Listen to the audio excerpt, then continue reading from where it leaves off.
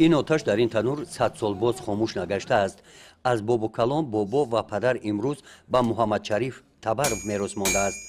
در علنگه حرارت گرمی تنور این استخوانه بابایی محمد شریف پاره‌های آهن را تفسانده از آن هر گونه واسطه‌های مهنت و اشیاءهای ضروری برای روزگار اهالی مهم را میسازد.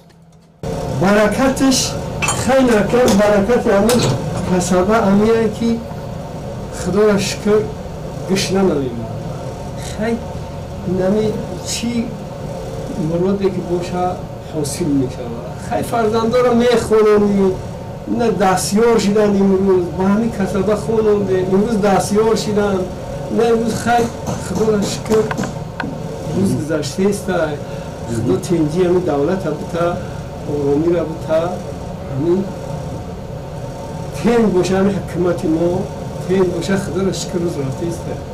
اینجا این اشیا و واسطه‌های روزگار نمونه از محصول مهنت دستی اوستا شفیع محمد شریف را در دهه با همین نام میشناسند گرد آورده شدند.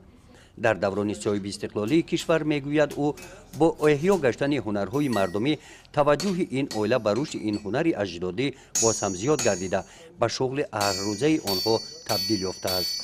این کسبه در دورش همین رحمتی بابا میکرده است. بعد با پدر من کسبه را دوام داد. خیلی امروز نصیب ما بودن با ما دوام دادیم. فرزنده خدا را شکر همش بودن کار میگویند. خیلی حاضر از زمانی شده است که همین مردم همه سنی همین روسیه و همین شغل دارن فرزنده یوش بچه ها یوش دیگر او قدر چی نمیکنن با این کسب یک فرزنده شما میکنن؟ فرزنده ما میکنن مشکل تو نه این واسوان نخواهی شما خطا شوید ندیدیم که واسوان کیستن. میراث پدر خواهی کسب پدر آموز. امروز فرزندان و نبیره ها این هنری پدر را از خود نموده آن را پیش میبرند. محمد و عمر در این سن و سال الکی به مرتبه استاگی رسیدند. آنها هم هر گونه واسطه‌های روزگار را میسازند. در این عائله زنان و دختران هم شغل آهنگری را پیشه کردند. هر کدام از آنها برای روزگار اشیایی را ساخته میتواند. اینجای کاری فیضی گل است. من اینجا ما کلیشم باید یاد کنم. چی چیزا رو میسازین شما؟ نه دستا میکنم. دستا و چوشک.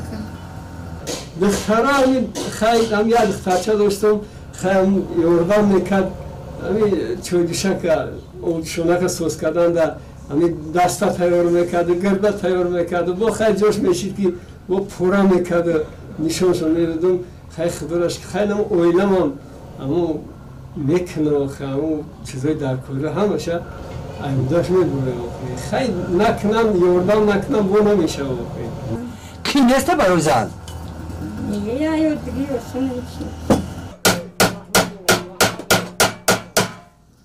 در دهه شابیکه دهات توگرک ناحیه واسه عائله محمد شریف همچون عائله هنرمند بین همسایه ها صاحب احترام می باشند. از مناسبت اعضایان عائله به این هنری اجدادی پی بردن ممکن است که علنگه آتش تنور این استخوانه 100 ساله های دیگر باقی خواهد ماند. گزارش خواجه نظریف خدای نظر ظهوروف از ناحیه واسه برای برنامه اطلاعاتی نوید.